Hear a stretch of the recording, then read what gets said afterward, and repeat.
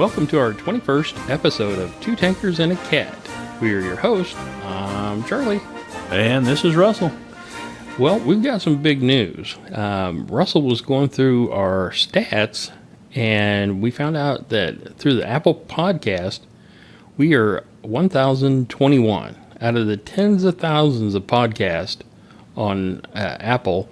We are almost in the top 1,000, and it's thanks to you guys. You guys are amazing. We really appreciate it. Exactly. And that is one of our biggest platforms that folks download us off of is Apple Podcasts. And we're even getting ratings and reviews. One of the guys, he just signed in as XLV51.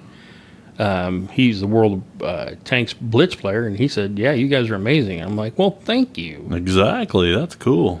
That's nice to hear out of folks like that. And then we got a World of Tanks console player, and he said it was a fun podcast. And he was making fun of me because I can't say the German tank names and stuff like that, but that's Old and Creaky. I think that's what we're going to use some of the Patreon money for is Charlie's German lessons. Thanks. Yeah, apparently I need him, so. I'd also like to give a shout out to one of our live stream viewers, one of our guys that watches us when we're live streaming the video games. His name's Gilbert Cunningham. And he said, listen, you were talking about the Panzer III and how when the Soviets had them in Stalingrad, they had like 200 of them, and you were talking about the Su-76I. Do you remember that, Russ? Yeah, I do. Well, apparently, he said, you forgot this SG-122. And I'm like, dude, I'm pretty good with, history. There's just no way. So he says, no, I'll send you the link and show you the pictures, because he actually did a model for it. And I'm like, okay. Sure enough, the Soviets had almost an artillery piece, and it was called the SG-122. So I'm going to try to talk Russ into adding a couple of pictures of that in this broadcast, even though it should be on the Panzer III broadcast. And I'd also like to give a shout out to Andy Crow. Do you remember Andy Crow, Russell? Yeah, I believe I do. I believe he gave us a message on Patreon. That's right. And he was like, hey, when are you guys going to be doing the Comet? And I'm like, well, actually, we're going to do it now. Yeah. We're going to do the Comet, and we're going to talk about the Comet. And what else do we got to talk about? Do we have to give some Patreon shout-outs? Yeah, still like to shout out to those folks who's given us their support on Patreon. Still got Andy Crow at the M3 Stewart level. At the M4 Sherman level, we've got Rick Schmidt, who's supporting us there. And got 3 different folks on the M1 Abrams level that are still supporting us on Patreon. Kyler Montgomery, Kevin Chin, and Mark Drake. Well, I'll tell you what, Rick Schmidt at the M4 Sherman level has an in-game name on World of Tanks, Voodoo Cobra. And he's always watching my stream, and he just loves when I get hit by artillery. He just put LOL, ha ha ha, and I'm like, thanks, yeah. You're a hero. Yeah, Mark Drake, the artillery magnet. Yeah, thanks. Yeah. Let's talk about the YouTube. Is that going up? Yeah. Also want to give a special shout out to our 46 YouTube channel subscribers, our Two Tankers and a Cat YouTube channel. It is out there. If you haven't checked us out yet, please do so. Continually getting new subscribers on there, and looks like everybody's starting to use our YouTube channel more. You can search for Two Tankers and a Cat on YouTube, and make sure you subscribe to our channel so that way you're notified of any future videos that we do release on YouTube. And I do want to get Charlie probably to do some more streaming on YouTube and that kind of stuff too in the future, release some videos for our YouTube followers. Yeah, I know this month, the end of July, I think it's like the 21st through the 26th. I'm going to be in Indiana. At the Indiana Tank Museum, and we're going to do video there, and we'll try to get that in there and do some Patreon video too. Yeah. exclusive content for There our you go. Patreon users. Heck yeah. Heck yeah. Show our support for them. Yeah. Well, today's first key point that we want to talk about, of course, is the Comet tank. The second point is the Tiger tank versus the Comet.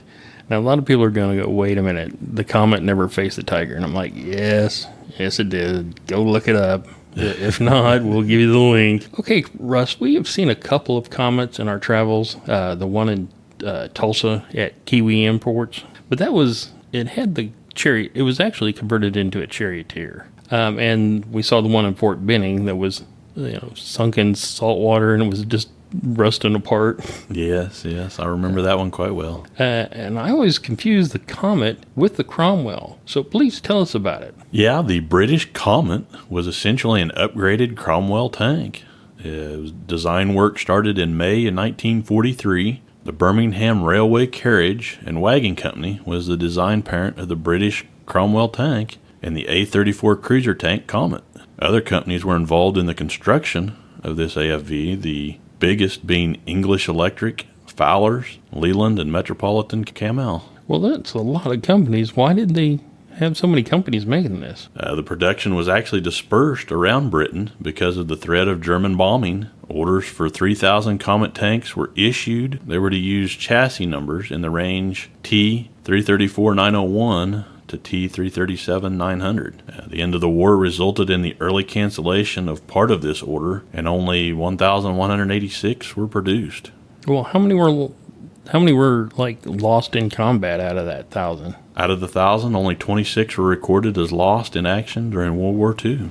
Well, that's not bad. Not bad at all. When you look at the hull of the Comet and you compare it with the Cromwell tank it was replacing, there's more similarities than differences. Talk to us a little bit about why that is. Yeah, this was actually because there was a conscious decision by the wartime tank designers to avoid complications in production when the new Comet tank was introduced. This design restraint meant that a fully sloped armored front was not introduced, even though it would have improved protection from enemy AP shells. Okay, so you have your UK troops driving these Comets, and basically most of the UK tanks, and they're like, stop with the flat armor. Give us some sloped armor. And they said, nope.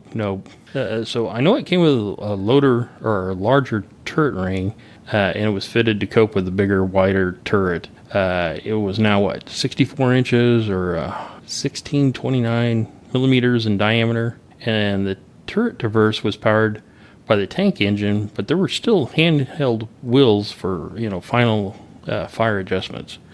Talking about fire, tell us about the 77 millimeter gun, Russ. Yeah, to avoid confusion with the 76.2 millimeter or 3-inch 17-pounder gun and the American 76.2 millimeter 3-inch tank gun, the new 3-inch 76.2 millimeter high-velocity tank gun that was fitted to the Comet was called the 77 millimeter HV gun. It was very accurate, and as well as firing high explosive and smoke shells, it could fire a number of different armor-piercing rounds, like the armor-piercing capped ballistic cap, or the APC-BC shell. What? An APC-BC shell? We really need to do an episode on shells, Russ. Yeah, we do. Man, we could probably get into shells and all that good stuff, and we could probably get 2 episodes out of it eventually. But we need to do a basic one for sure. An armor-piercing capped ballistic cap. Wow. Yeah. All right, Russ, go ahead. Yeah, there was only room for 61 rounds for the main gun to be stored inside the tank. The 77 millimeter HV gun was a modified version of the powerful British 17-pounder 76.2 millimeter gun, and it was redesigned by Vickers Armstrong to fit inside the Comet tank turret. It was shorter than the 17-pounder gun with a reduced breech and recoil. This meant that it lost around 10% of its stopping power compared to the 17-pounder gun. It was still a very powerful gun that could knock out German Tiger and Panther tanks in the right circumstances. Although the 77mm HV gun had a slightly poorer armor-piercing capability than the 17-pounder, it was found to be much more accurate at longer distances. Okay, I want to get this straight. So they lose 10% of pin, but raise the accuracy. So you can hit the target now, but you can't penetrate it.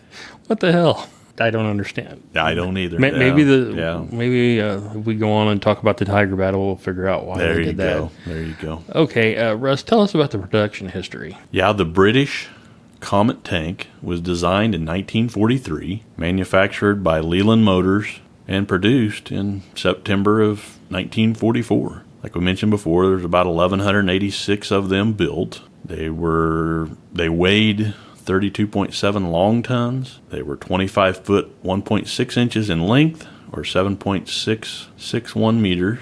They were 10 foot 1 inches wide, or 3.07 meters, and they were 8 foot 6 inches high, which comes out to about 2.5 meters high. Still not as tall as the M3 Lee. Still not that tall. 10 foot tall and built proof. I agree. America. Well, what kind of crew did it have?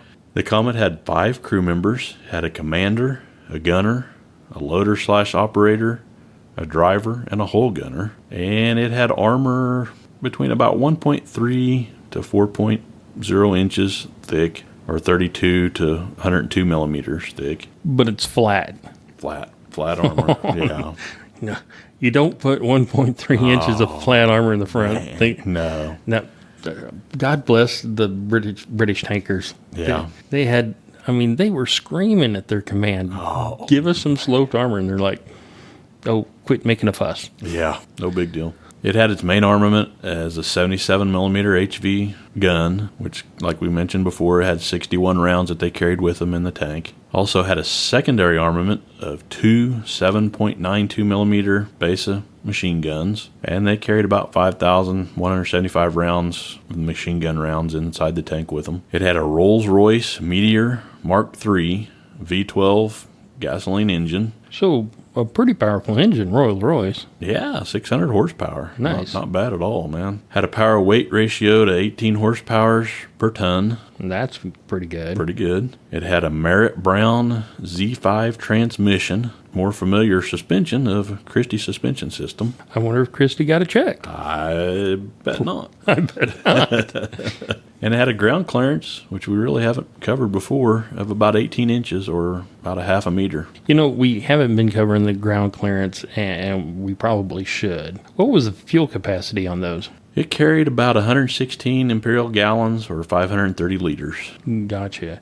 So with that kind of gas, what kind of operational range are we talking about? 133 miles or 198 kilometers on the roads, usually. So for a full tank of gas, you're going 123. But how fast are you going? 32 miles per hour or 51 kilometers an hour. Okay, so it's a little bit slower than Cromwell, but still pretty quick tank. Yeah. So looking at the Comet, they also kept the flat armor up front, even though their tankers were screaming for sloped, armor. Again, I have to say, what the hell? You got to listen to your guys every once in a while. Okay, Russ, was there, people always question me, did the Comet ever fight the Tiger? Was there any Tiger versus Comet combat history? Well, yes, there actually was. And even with the Comet's limitations, a Comet killed a Tiger. And here's the story. In the wooded countryside close to the Aller River in Germany, a small action took place between a lone Tiger and 3 Comet tanks belonging to the 3rd Royal Tank Regiment in 11th Armored Division. The action took place in April 1945, which was close to the end of the war, and by this time, scattered German units were fighting where the opportunity occurred, not always under any sort of organized control. Instead, small enemy parties were being encountered in the woods with actual tanks, and one could never be sure when it might happen, so it paid to be on the alert at all times. Now, when you're trying to be on alert at all times, it does wear on your stuff. You know it, and I know it from just being in law enforcement. And you're ready to go, but if you're ready to go for 8 hours straight, it tears on you. Yeah, very true. But yeah, if you're going through the woods, that's a perfect place to ambush somebody. So yeah, if I was in the Tiger and, small unit, yeah, I'd wait in the woods. Go ahead, Russ. As an example, Major Paul Schultz decided to form Kampfgruppe Schultz using 6 Tiger tanks from the tank school and 5 Panther tanks of the Panzerlehr Demonstration Division, which had been based at Falling Bostel. So he doesn't have any tanks. The British are coming. The British are coming. The British are coming. Yeah. And he's like, I've got to get a unit together. And so he goes to the tank school where they're using these tanks to train. Says, well, no more training. These 6 Tigers are mine now. And then they had the 5 Panther tanks that they were using for like demonstrations, and parades and stuff like that. So he grabs those and says, okay, now I got a tank unit. Their first collision was with the British 6th Airborne Division, which accounted for 4 of the Panthers destroyed and 1 Tiger hit in the turret by a PIAT so that it was unable to traverse and sent back for repairs. Now, have you seen this PIAT? I think they call it a Piat. Okay. Have you ever seen? I have never seen one, no. Have you ever seen the movie Bridge Too Far? Yeah. I have. Okay. They're on the bridge and they're waiting for tanks to come across, and they have an RPG that's kind of open on the top. It looks like a caulk gun. Okay. Where you would, put, caulking. Yeah, okay. They would push a rod down, and they would put just a mortar shell that was a coned high explosive, and they would sit there and pop the gun, and this rod would go in there and hit the mortar and shoot it forward. But its effective range was only 40 millimeters. Wow. It had a sight on it that went up to 100 millimeters. Yeah. But, you talk to everybody there and said, no, when it came to the PIAT or PIAT, and somewhere I know that Craig Moore and Ed and some of our other British listeners are going, you killed it. That's not how you say PIAT. I'm like, I'm sorry. I know. We're going to spend some more time around them to catch on. I guess I'm going to have to learn English. But yeah, they fire this caulk gun looking thing at 40 millimeters. So how many tanks did they knock out? Yeah, the remaining tanks meet with the 5th Armored and were actually defeated.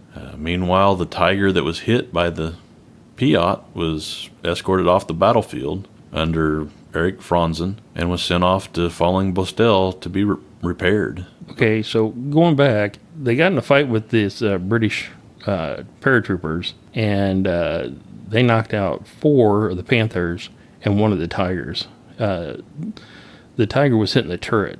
So they send that Tiger back to get repaired. I'm sorry, go ahead. Yeah, the workshops at Falling Bostel did what they could to fix it. And now with Sergeant Franzen in command, not realizing that they were effectively behind Allied lines, set out to see what it could do. Being effectively on its own, Franzen's Tiger, his plan was to be used for opportunist actions such as an ambush. So like we were talking about, the sergeant, they repaired his tank the best they could, and he goes out and he's going to try and, damage the enemy as much as he can. He doesn't know the lines have changed, and now he's behind Allied lines. Wow. Okay. Incredible. The tank commander, all alone, decides to take his Tiger that had just been repaired, like we were talking about, and ambush UK forces. And he doesn't know he's behind enemy lines. And go on, tell us what happens. Setting out on the morning of April 12th, the Tiger followed a track leading to a forest when it encountered 3 Comet tanks of A Squadron, 3rd Royal Tank Regiment, the leading troop of which was No. 1 Troop, commanded by Lieutenant Johnny Langdon. The Comet was still no match for the Tiger, especially in terms of armor protection. Where firepower was concerned, it was fitted with a shortened version of the 17-pounder gun, which can penetrate the Tiger on the sides and rear. But not the front. Not the front, yeah. The Comet did have an advantage in terms of mobility, but that was unlikely to be much of a use in the forest. Well, that makes sense. When Langdon spotted the Tiger, it was about 600 meters away. Langdon's tank got the first shot in, but since it didn't appear to do anything, and the Tiger's 88mm gun was slowly swinging his way. Oh, wow. That's one of them poop moments. It is. You're like, oh, poop.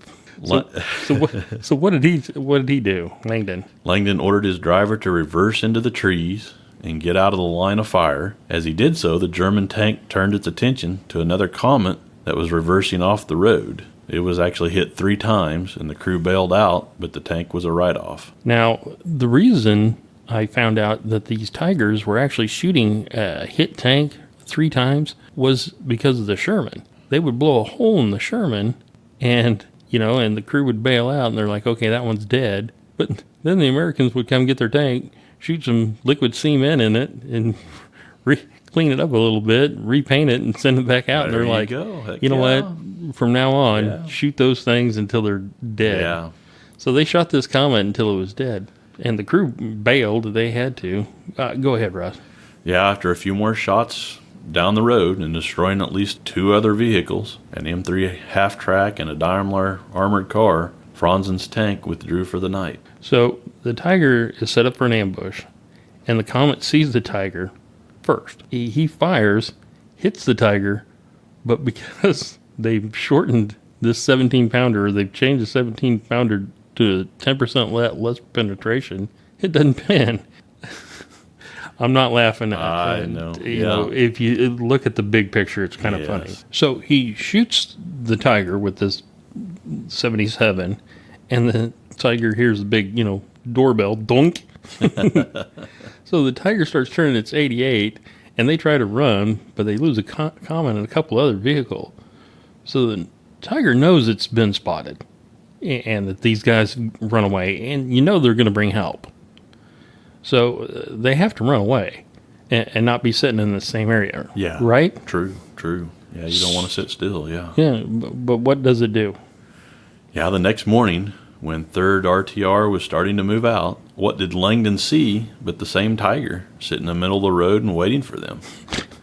Now that is some guts. Oh, it is. Like, okay, you guys shot at me. I killed one of your Comets and a couple other vehicles. You're just saying, bring it on. And we were just talking about you need to move. And he's just sitting there waiting for him like, no, I'm still here. This morning, it was actually Sergeant Harding's Comet's turn to be the lead tank. They had pulled off the road, taking advantage of the trees. Harding advanced until the Tiger was on his flank. Franzen discovered the Comet and was attempting to traverse his gun to deal with him when a round from Harding's tank penetrated the side armor of the Tiger's hull and set it on fire. The crew escaped, and Franzen later commented he was most impressed that the British tanks let him and his men get away and didn't machine gun them, as they were perfectly entitled to do so. See, now that's the British for you. They've shot your tank, it's on fire, they see you bailing out. Most other enemies would definitely machine gun you because they don't want to see you again in something else down the road. But the British were like, pip, pip, and let them get away. Oh, that's some honor. I probably wouldn't have done it. If I see a Tiger crew bailing out and knowing they might get another Tiger somewhere down the line, I'm sorry, you're not getting away. Well, you know what? That was a pretty good episode, Russ. Let's go ahead and wrap up. I know we made this a shorter episode because I think our Panther episode ran over an hour. Yeah, it did. So we're trying to keep them short now so people can actually listen to them going to and from work. Tell us how to contact us. Yeah, you can always contact us through our email at twotankersandcat@gmail.com, or find us on Facebook, Two Tankers and Cat Podcast. Just search for that and give us a like on Facebook.